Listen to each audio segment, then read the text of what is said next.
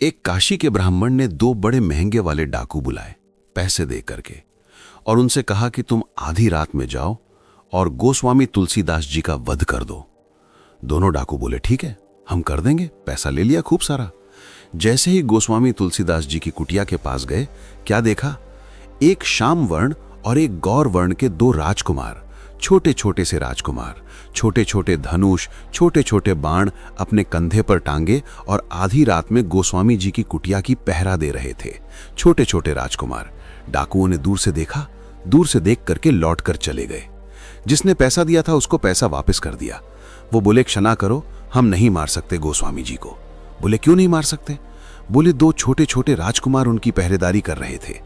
जिसने पैसा दिया उसने कहा मैंने तुमको इसलिए बुलाया था इतने महंगे वाले डाकू कि भाई अगर कोई रक्षा कर भी रहा होगा तो तुम उसको मार करके उनको मार दो, दो राजकुमारों का वध कर दो, उनको रास्ते से हटाओ। अब तुम उनको दिखकर भागे आए। दोनों डाकू नेत्र बंद करके बैठ गए। बोले कि अरे उनका रूप क्या बताएं तुम्हें, ऐसे कमल जैसे नेत्र, ऐसी सुंदर लंबी नुकीली नाक, ऐसे सुंदर अधर, आहा ग्रीवा, देख करके तो मन हो रहा था कि गले से लगा लें। ऐसे सुंदर सुंदर गदमदरा से हाथ, ऐसी सुंदर चाल, घुंघराले केश। अरे भैया उनको देखकर डर के वापस नहीं आए हम तो गोस्वामी जी के पास वापस जाएंगे और जाकर के उनकी शरण में जाकर कहेंगे कि उन दोनों राजकुमारों से हमें मिलवाओ। इतने प्यारे राजकुमार, हम तो उनके रूप पर मोहित हो गए। दोनों डाकुओं ने पैसे वापस कर दिए और दूसरे दिन गोस्वामी जी की कुटिया पर पहुंच गए और जाकर के कह दिया, बोले हमें अपनी शरण में ले लो, अपना शिष्य बना लो। गोस्वामी जी बोले काय को शिष्य बनना है?